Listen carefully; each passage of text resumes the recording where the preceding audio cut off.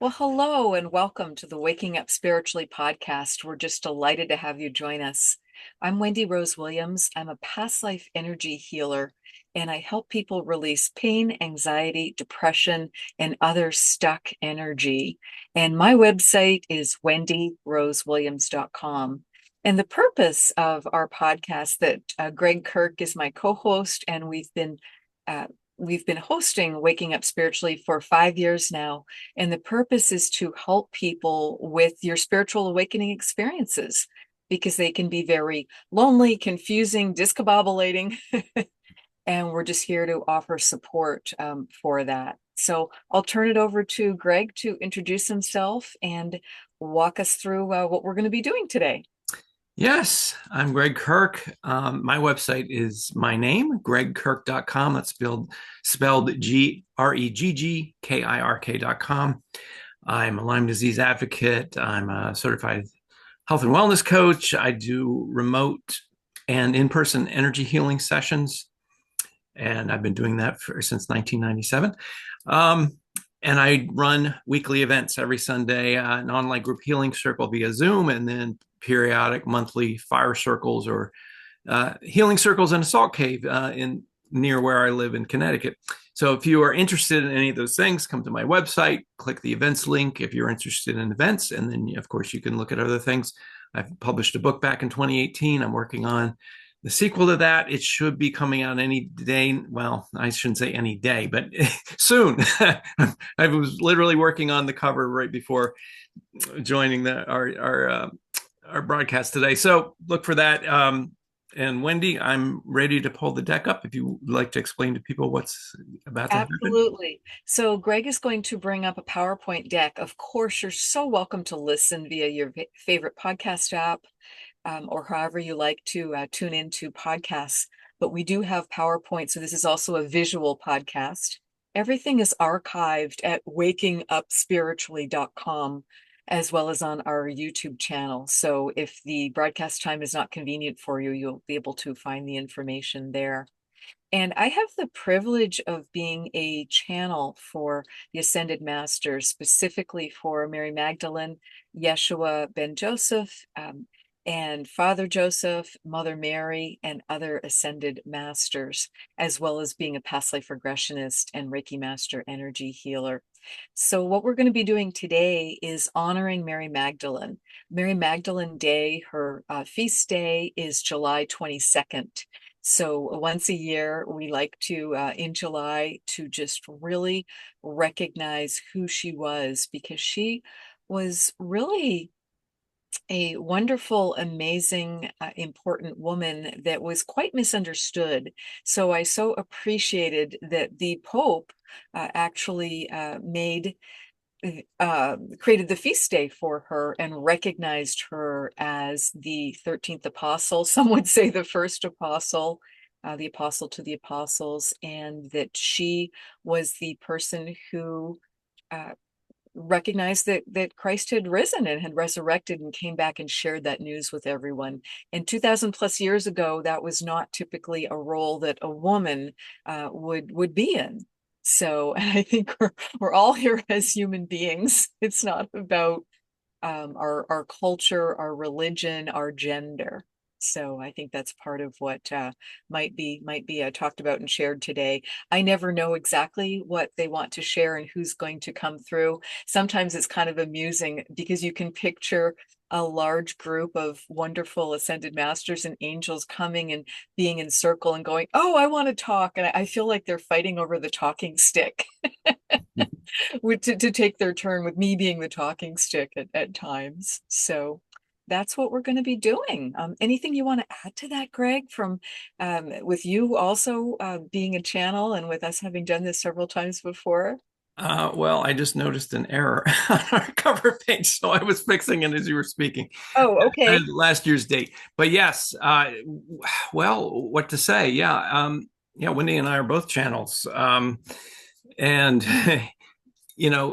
I've witnessed several channels. I mean, I've documented in my book and talked about experiences here with a trans medium named John of God, who I had experiences with back in the mid 2010s. And then I just, every time I mention his name, I need to say that he is now in jail and he has molested women. He has a complicated story. He was a facilitator in me having a miracle healing, which I acknowledge. I also acknowledge that he molested women, and he was in prison. So that also is something that is a reality. Those two things can't be separated, although a lot of people like to do that. But anyway, my whole point of bringing him up is I watched him as a channel where the entity goes directly into his body, his physical nature changed, his eye color changed, he puffed up like it was just incredible. And then an entity, he would walk around with that entity's consciousness in his body. So when I first saw that, I thought, wow, I don't think I ever want to do that. It was very intimidating to witness in person.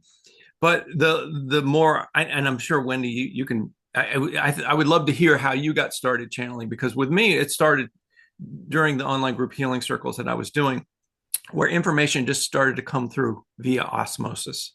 So I would always ask who, because I'm very protective of the group that we work with. I put a lot of protection up. I don't want any entities to come into our circle uninvited.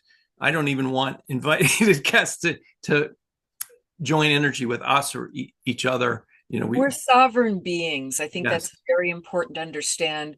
We are safe, we are loved, we are protected, we are sovereign beings, and we carry our own energy. And Gregg and I have done several podcasts on this topic, and please do understand that that is something that is done for this podcast and through this podcast. So that extends to all of you, whether you're listening live or at a later date. And also understand that the channeling that I do, it is by soul contract, it is by agreement, it is with specific high beings of light who come in love, who come with peace, who come with joy, gratitude, to assist and to help. right. So there are those specific do you want to call them constraints, boundaries? Yeah, well, we, in our sessions, and I expect we'll do it here in this. We put some protection up where we declare our intentions, Yes. and set the protective parameters. So therefore, nobody can impinge upon our free will. Um, we just ask for protection, healing, and guidance. Guidance meaning just information. There's no need to connect energies or have our energies infiltrated. So that's so even with all those parameters up, I started getting information, and words, that I didn't understand, and information I couldn't possibly know. And so when that stuff comes in, it's eye opening, and I'm wondering where this is coming from.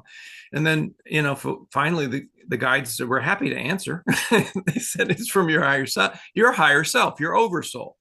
Your oversoul has been through all this. Your oversoul is as big as a star. It's a massive amount of energy. There's only a fraction of the energy that's of that consciousness. A fractal is empowering you right now, and Incarnated into a specific body and lifetime. right, and it's witnessing, it's helping, and so it's your guide number one. Though there are other guides that have come through, and other entities who have announced themselves, from Metatron to Yeshua, they've come, and you can feel the energy, and my goodness, it's overwhelming, and a lot of times it makes it difficult to speak because of the emotion that you feel when that you feel that high frequency, that love energy. Love, just It's that amount of that unconditional love. It's very different than what we might be experiencing on a daily basis. Yes. So anyway, that came through. That started coming through, and I resisted it with some skepticism in the beginning, and then I finally just accepted it. And of course, as soon as I did, the information came through even more dramatically and quickly. And it's just a cool thing that I do every day now. I don't think it's I whatever. I don't look at it the same way I did before, where it was like something intimidating, something you shouldn't do for whatever reason. I mean, obviously you need to have put parameters up like Wendy and I talked about, but why not get this information? Everybody wants to know some of these questions that we ask in our circle or we ask here, you know, what's my purpose in life? And, things like what should I be, all those kinds of things, we ask and the answer comes and it's not always a satisfying answer, or it's not always an answer that we That our ego expect. wants, our human Our personality. ego wants, exactly. Yeah, yeah, yeah. So, but is it help? It's like you don't But always the get what you want. You get what you need. And what you need is way more important than what you want. Always, what you want is coming from a limited perspective, and why not get whatever. If it's like you're at you're ordering food and you're ordering a hamburger and then you get this 5-course meal instead. I mean, what are you going to do with that? You're going to accept it and be grateful for it. So that's my brief history. Wendy, how did you begin? how it started for me, Greg, was I was aware of channeling, and I did not know that that was going to be one of my spiritual gifts, because that's how I think of it. Mm-hmm. And those gifts can be perturbing or a bit frightening when we don't understand them at first. Again, that, limited human brain and ego. And I was told by the spiritual teacher that I was working with at the time that I was meant to be a channel, and and she asked if I knew that what that was. And we talked that through, and I did have a good understanding that she added to of what channeling was. And she let me know. And then, of course, my natural question was, will I be channeling anyone in particular? And I had some concern around the question, because I kind of felt like something big was going to come up. And she said, yes, you're meant to channel three specific ascended masters: Yeshua, Mother Mary, his mother, and Mary Magdalen, his wife. And I kind of looked at her and said, whoa, whoa, can't I like practice on the B team? Or, and I was actually taking, and I then took formal spiritual channeling training with her for several years, because that's just my personality. A lot of people are wonderful natural channels, and they are specifically told by their higher self and guides, do not get training. You're not meant to. The training was going to come from within. It's going to come that way. But I was drawn to actually doing formal training with her. So I did most of it with a close friend. And in the session when we were both told who we were going to channel, my friend, who's an animal communicator, she was to channel St. Francis, which made perfect sense as an animal communicator. And she was also to channel a very not well known river god. And I literally said, can I trade for the river god? Joking, but not joking, just because of my discomfort. And what it did was it brought up my fears around being seen, fears around being judged, around getting it right. Because I'm a life path 33, and that's a big part of that life path, is to let go of what other people think and to just open your heart, do your best, and let it go. Just let it go what other people think. And that's a big thing when you are channeling ascended masters or angels or God or whoever it might be that is well known. So that was the journey. And of course, I could not trade, nor should I have traded for someone else's wonderful being that they were meant to channel. Because, as I said, it was by soul contract. And this is soul contracts are simply agreements that we make before we incarnate. We're on the other side, we're still at home, we're with the light, and we make these agreements, and it's how our soul is going to progress. So that's why it came up. But I had some like you, Greg, had seen some things that kind of like took you aback, or that didn't look appealing, or or like something you wanted to do necessarily. Mhm. And some of the channeling that I had seen in person, and everyone channels differently. Um, Most people are eyes closed, and there can just be because there's different types of channeling. Is it full body trance channeling, or is it a more conscious channeling, or what type is it? But I had seen in person multiple times a gifted channeling, and he would just jerk all over the place. It looked very uncomfortable. He had to be propped up and sat a certain way with a bunch of pillows, and that was just what his reality was. And the teacher that was letting me know that I was going to be channeling also told me that there had been the woman that she had studied with had ended up in a wheelchair as a fairly young woman, just because of what the experience was like for her in channeling Metatron. Again, this very big energy. Yeah. And there also had been cautions to make sure I took off all jewelry before I channeled, because I could get burned by it, because I could become so hot. With the utmost respect and kindness, again, that may have been happening to some people, but I don't run that hot. It it just depends on the person. Right. So you just have to trust yourself, trust your higher self, trust your guides, and just get comfortable with it. If Well, it's something that you feel drawn to, and you may not be doing it publicly, it may be something that you do for yourself to get right. clarity. It may be something you do very quietly for closest family and friends. Again, it's entering a meditative state. It is raising your vibration and frequency, and the ascended masters and angels are lowering theirs to meet somewhere in the middle, to be then able to communicate and speak, through you with their permission. Part of what, and then my ego did get a little involved in the beginning, and I was concerned, am I just making this all up? Mhm. Because Right. someone told me I'm meant to be a channel. And so what my guides had me do, I did a lot of, because you can channel not only verbally, but by writing.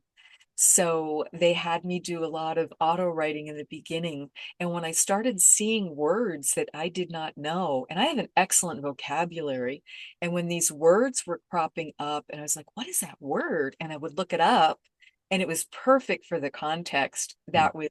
That was the proof for me. Right. And I knew in my heart, and I knew in my bones that it was true, that I was indeed becoming a clear channel, because that is the concept. You don't want your ego involved, and you're bringing forth some information from the divine and then mixing it in with a bunch of your opinions and an Right. agenda. You don't want that to be happening. Right. So that's the story of what happened. I didn't get to trade for the river god. Well, I think you ended up with a pretty solid team nonetheless. So blessed and so fortunate, and it made perfect sense, because I actually have a very meaningful past life in that timeline as one of those individuals. So what makes more sense? It just really, it really does. And my birthday is July 18th, and Mary Magdalen Day is July 22nd. And I asked about that. I was like, coincidence? That's really close. And they said that was just meant to be. That was another, sign or synchronicity to show me that was what was meant to occur with my channeling, though. Nice. Well, shall we begin? Absolutely. So just give me a moment, and you're just going to see me and hear me doing a prayer and a little bit of preparation. Okay. And then just see which of them wants to come through first. And we'll just go from there. And you're going to do a protection ritual or a recitation? Um, yes, I will do this for everyone. This is what I do for myself, but will have it be extended to everyone. Please help me be fully, fully sovereign in my own energy, loved and supported, higher self fully in my body, and wonderfully grounded to Mother Earth, where we have chosen to live, as well as connected to the divine. Please help me be a clear channel for Mary Magdalen, for Mother Mary, for Yeshua ben Joseph, and any other ascended masters, angels, highest beings of light who would like to come through and assist us and enlighten us. Please help me be a clear channel.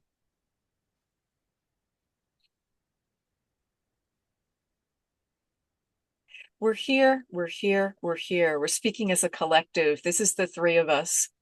We are here. We're delighted to be here. Mary Magdalen is going to speak first today, and just would like to say thank you. Thank you so much for honoring me for my special day, for my feast day.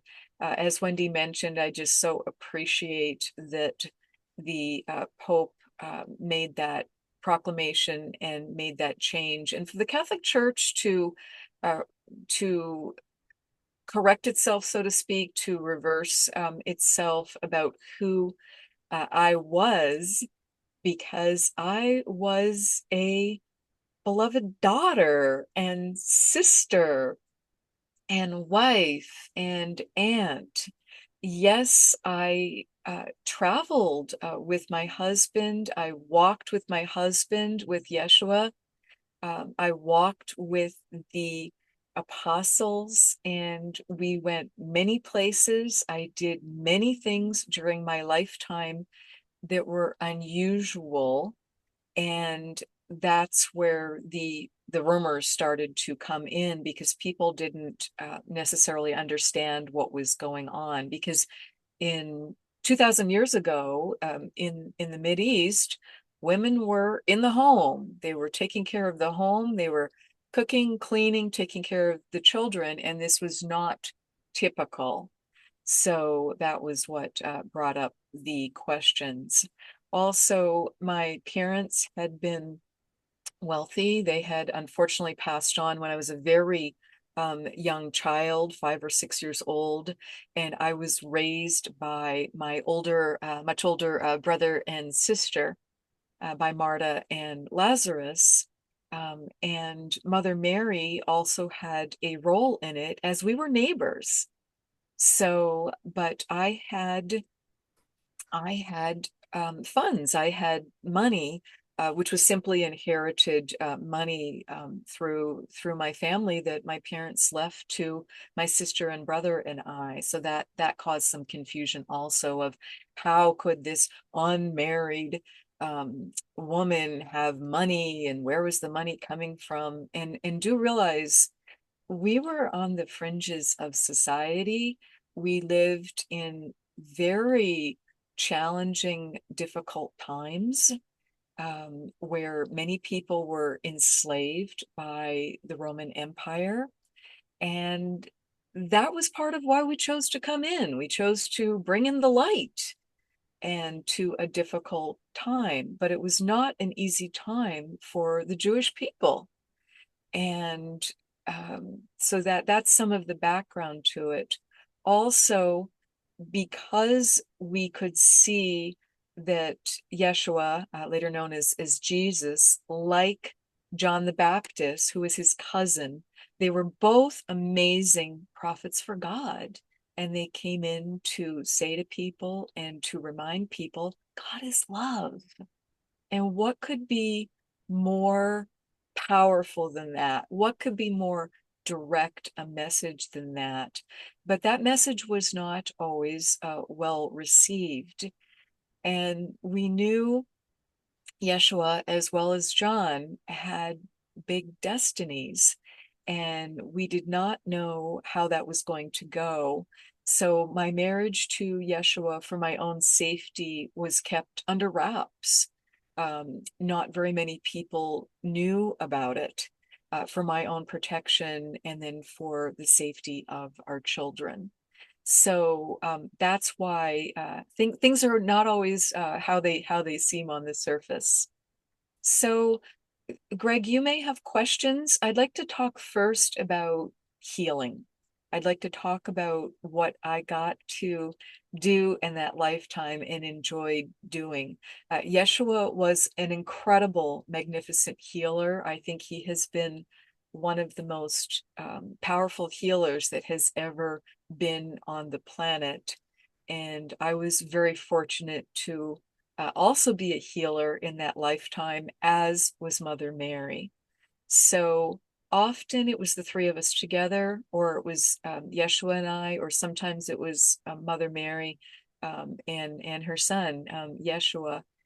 And what happened as Yeshua's reputation grew, more and more and more people were coming to us.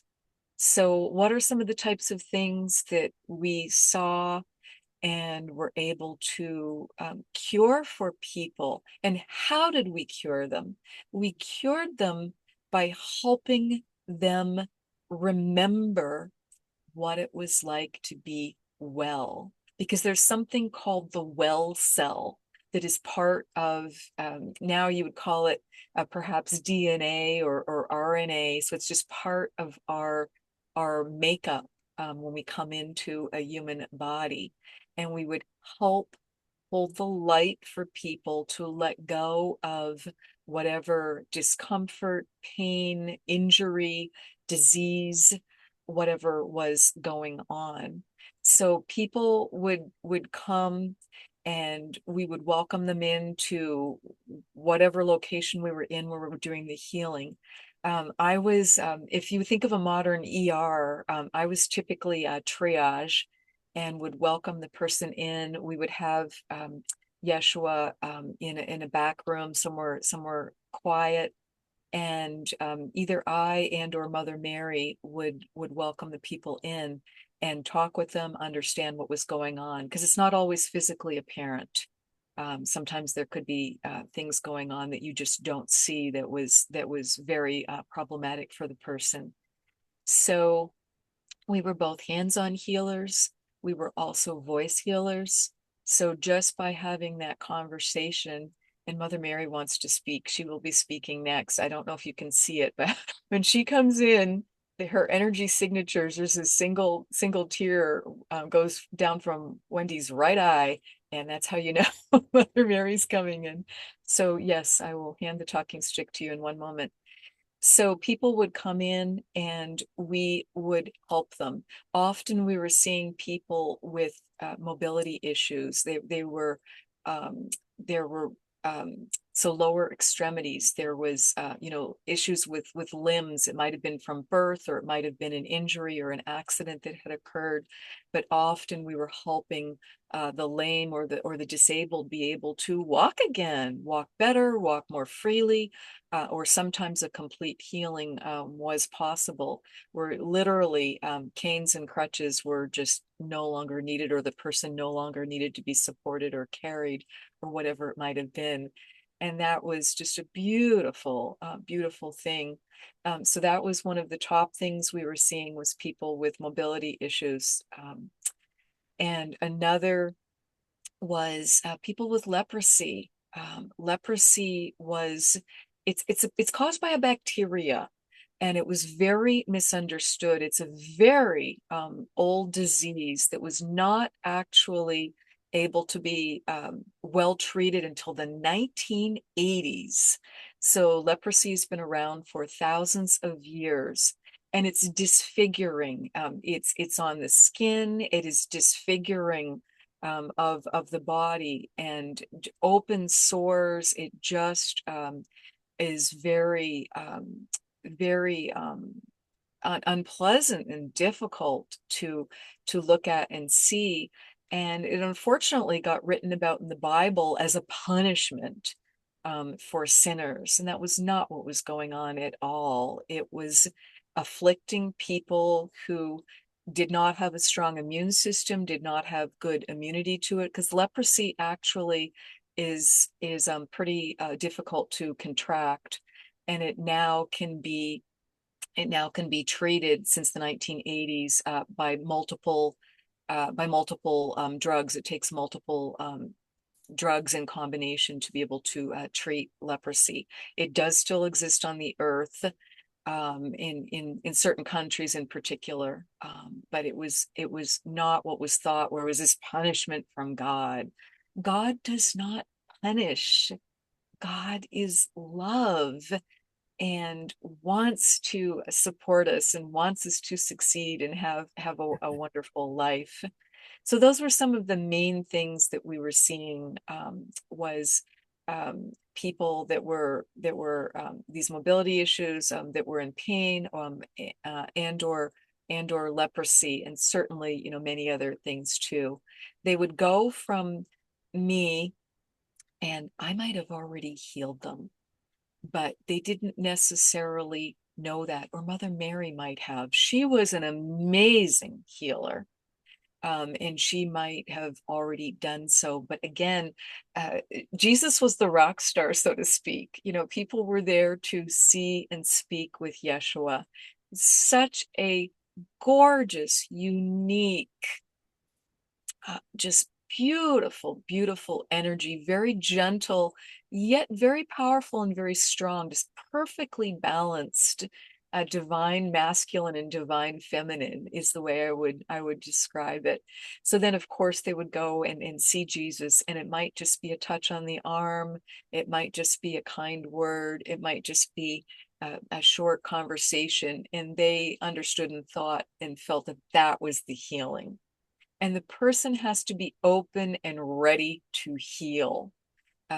You cannot heal or help someone against their will. We all have free will. But he was just a master at reminding people how to be well. So that's how that healing was done. And I'm gonna pass the talking stick to Mother Mary. Actually, I'll ask you first, Gregg. Any specific questions for me, or may I bring in Mother Mary next? Yeah, let's bring in Mother Mary. Okay, very good. Let's just get Wendy some water here.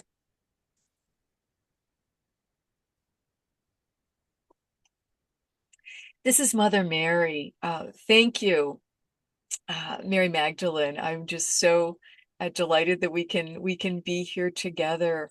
And I would just like to add to what you're saying, was that it was one of the greatest pleasures and privileges of my life to be a healer. And I would like to let everyone know, many of you are healers and don't recognize or realize you have that gift. It does not have to mean you go into business as a healer, or hang a shingle, or formal about it, or have a website like Wendy and Gregg. If you're called to do that, that's wonderful. But many of you, think of when your children were young. Think of, or a loved one, and when they were not feeling well, or when a little one, that toddler bumps their knee, bumps their head, because they're just such a blur in motion as they get moving, and they get a lot of they get a lot of little injuries.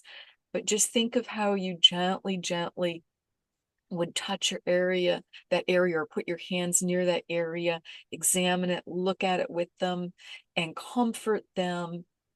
And then maybe you're cleaning it, maybe you're bandaging, that knee is bleeding, and needs some care.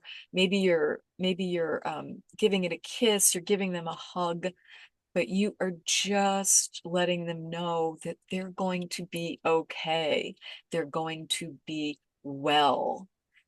And that's perhaps the most straightforward example I can give of what we were doing. So it's those healing hands, it's that comforting presence, it's that calmness to let them know that they're going to be okay.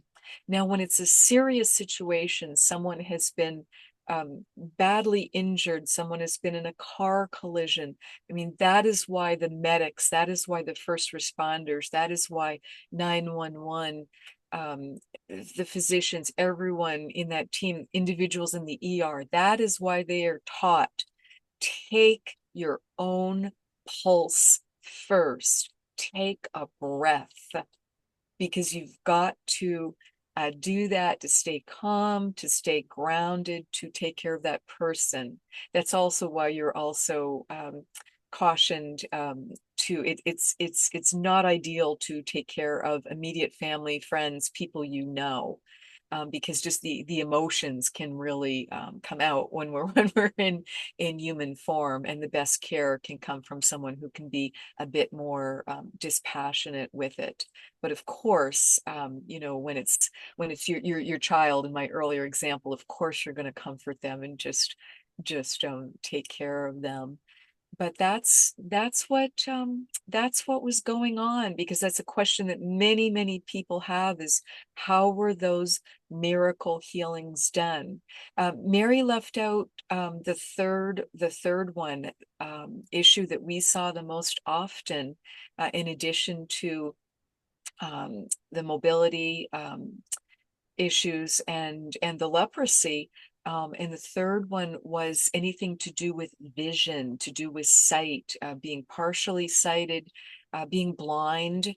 And it may have been an injury along the way. It may have been since birth, but we were reminding the body, and reminding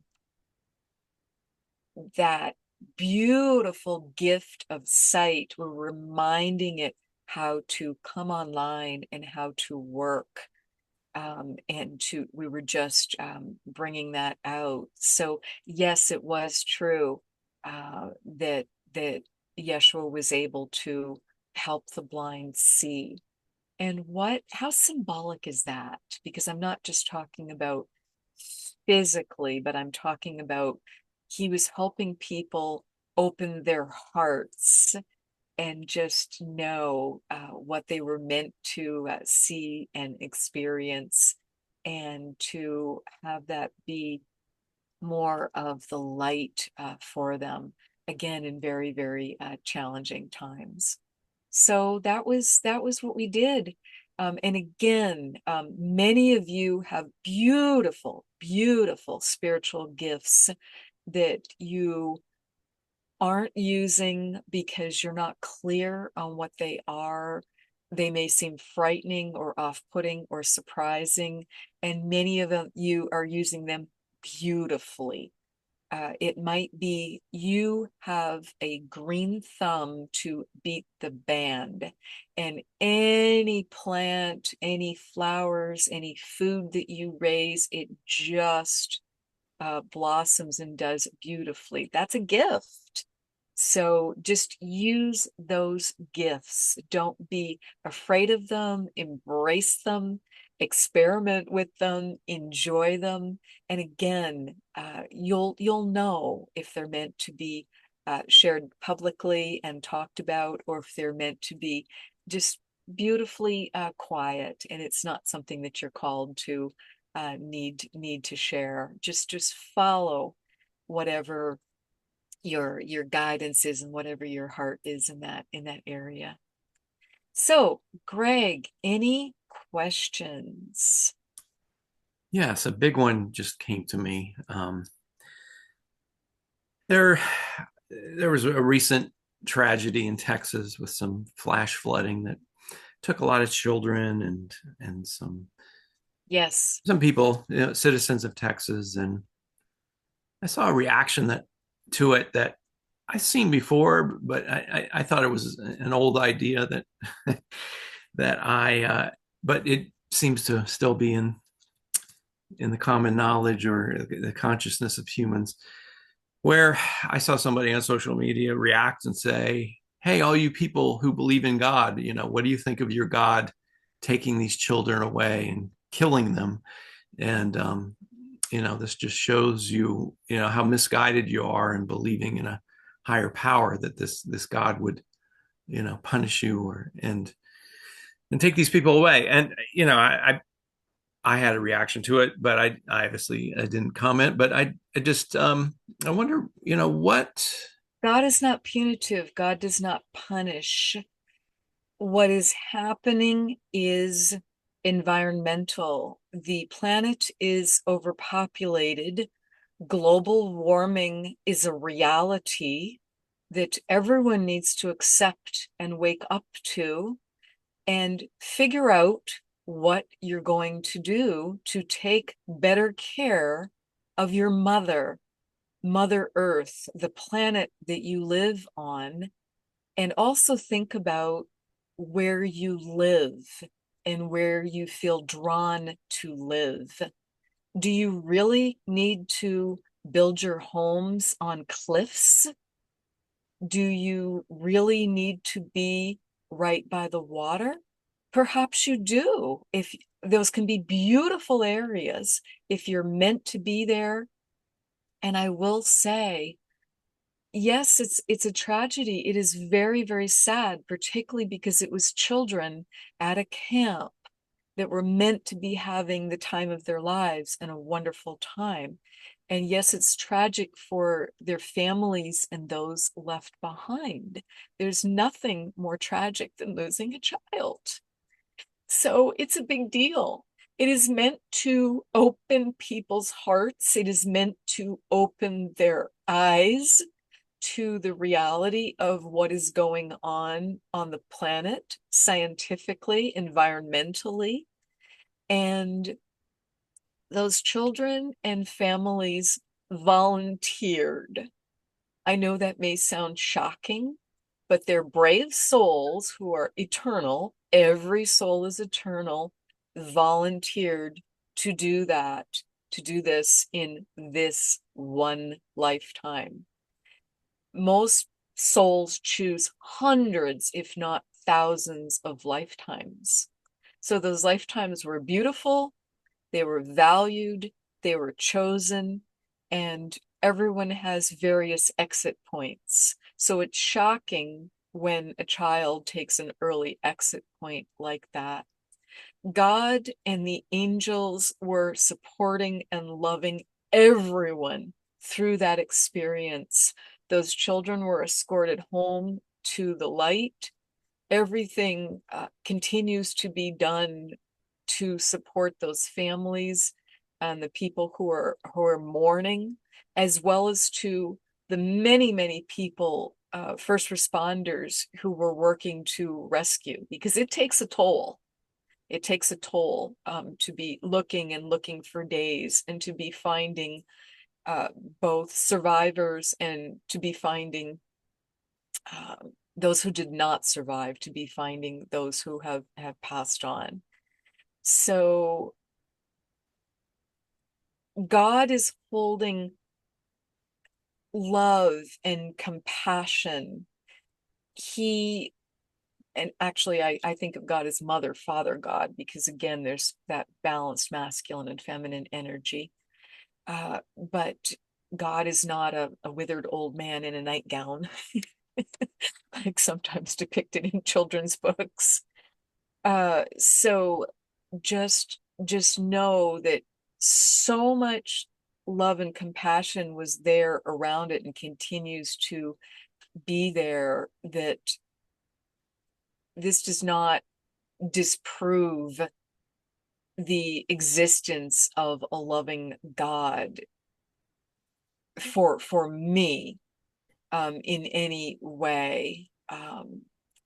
But everyone has the right to their beliefs and are doing the best they can to understand and to express.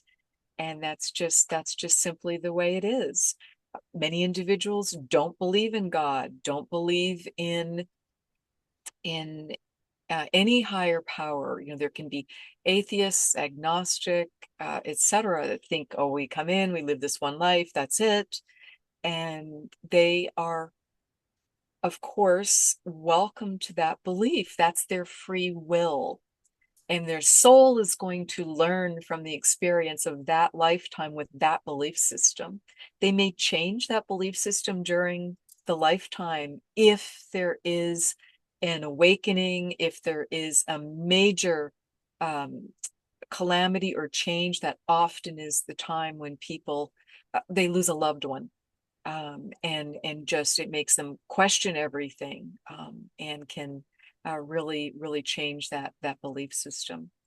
Does that help, Gregg? Does that speak Yeah, to your and point. it does. And would you agree that these times of crisis and catastrophe on the outset are opportunities for miracles to happen or for people to step forward as heroes and They loving absolutely, helpers and things like that? What are your thoughts on absolutely that? are. There's a lot of research and understanding and knowledge of that. And if you've ever been through, let's say there's a terrible storm, and your neighborhood is without power for days, and it's very cold out or very hot out.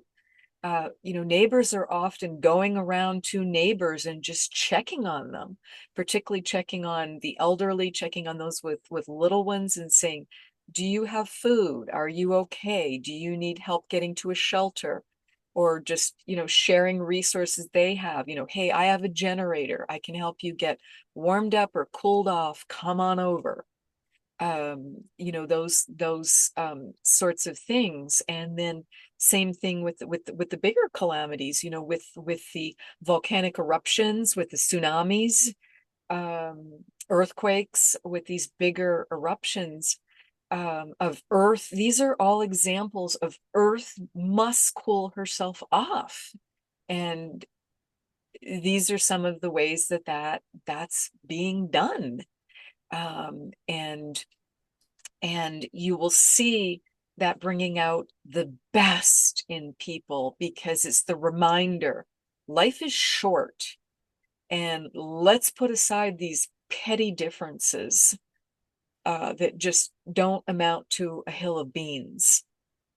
Around racial, cultural, political differences, whatever it might be.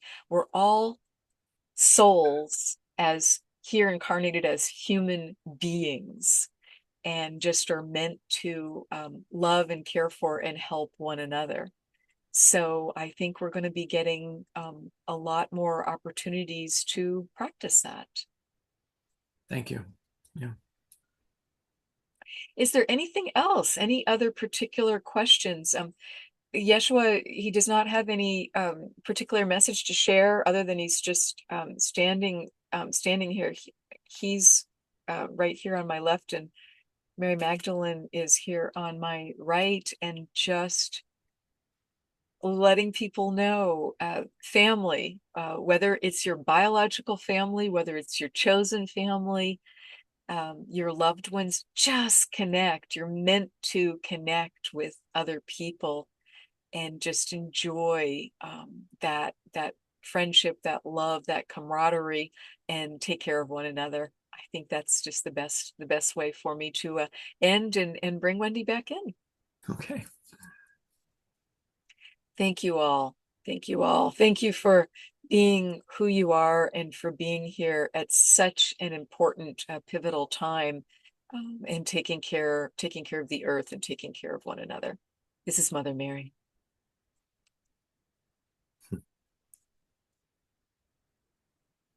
Okay, let me just settle back in. Oh my goodness, they're just so beautiful and so big. I always feel little once they leave. You just go whoosh, Right. feel them go back up again. So, oh my goodness. Well, anything else to any feedback or any comments on that, Gregg, or any additional questions coming up? No, one big question, with a follow-up sub question, about recent events, was with an old idea, that, there, do we have a jealous and punishing God, or is it a God of love, more or less? And, what, I choose to believe we have a loving God and creator, and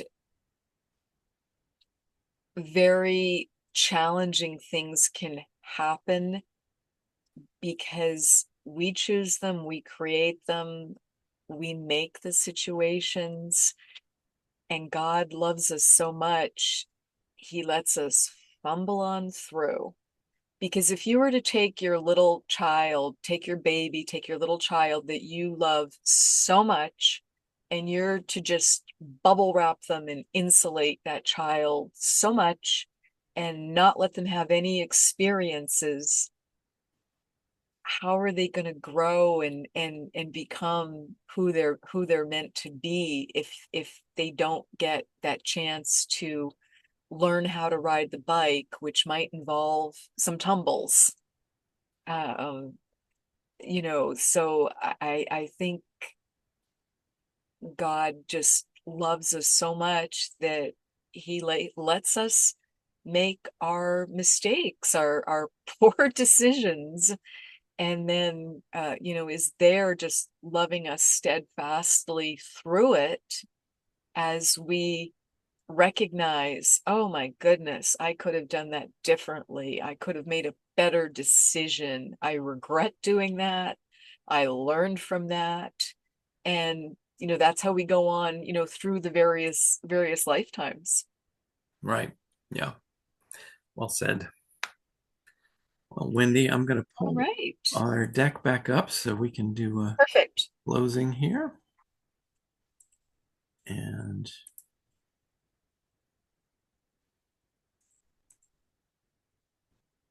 there we go. All right. And there we go. So please join me for some upcoming events. You can visit my website at wendyrosewilliams.com, and I hold various affordable, uplifting 90-minute workshop events. Things like how to connect with your guide is coming up on August 2nd. So you'll find on the website how to sign up for that. And I'll be doing a group past life regression at a future date to be announced, as well as doing a live channeling with the Ascended Masters and Angels that is specifically for the purpose of healing. And you are able to ask one question, and whoever can most help you will come in and assist with that. That has been incredibly moving to have the opportunity to do that, and a very, very popular program. Also, so many people have questions about what their life purpose is and just want more information on that. So that is the other workshop that I do regularly. So check out the website for those. And also, you will find my latest book. You'll find information regarding all three of my books. Regression Healing 2, Joe and Marilyn, is the most recent, and it's available in audiobook format, thanks to Gregg, who cleaned up my sound engineered my audio files for me, as well as in paperback and on Kindle. So you can find that on Amazon and at your other favorite retailers. And I appreciated this review of it. Regression Healing 2, Joe and Marilyn, plunges into the fascinating realm of past life regression therapy with a unique twist. And you can enjoy more about the backstory to my experiences with Joe DiMaggio and Marilyn Monroe on the Ask Julie Ryan show. I had the privilege of being Julie's guest on her popular podcast, and I've linked that here.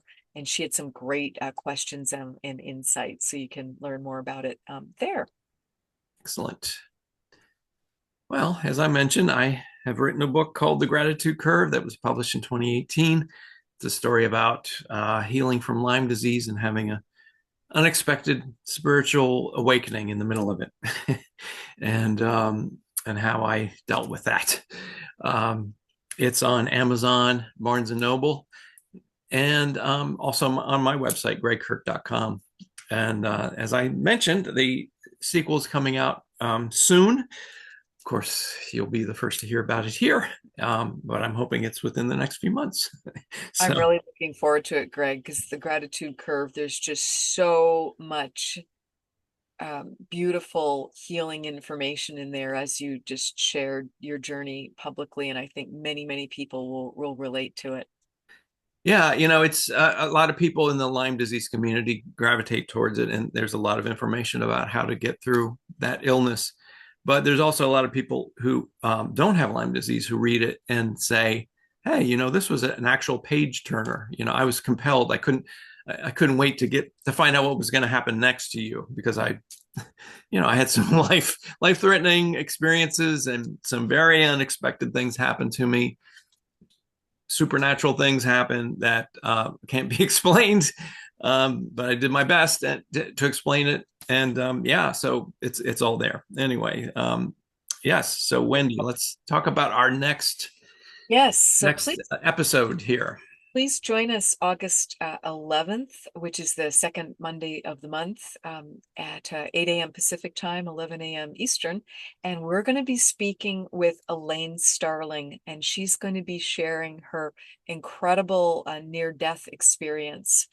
She had a significant stroke and went home during the NDE and learned and remembered all kinds of information, beautiful, empowering, uplifting information that she will share and recap with us. And she had a full miraculous recovery from this stroke. So I'll be curious to hear if she feels that the purpose of it was to go home and get those reminders and bring that information back. If the stroke was simply the vehicle to get her there and back. Please check out our website at wakingupspiritually.com, and you can use the search button for whatever topic you might be looking for. If you'd like to know more about guides, channeling, past life therapy, whatever it might be, use the search button and subscribe to our YouTube channel. We so appreciate you rating and reviewing us on Apple, iTunes, or whichever podcast you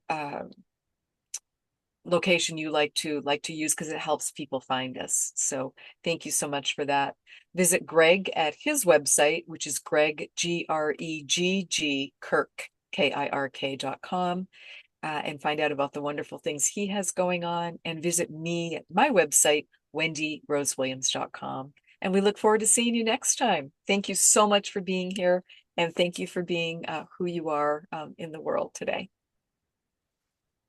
Bye, everyone. See you next month.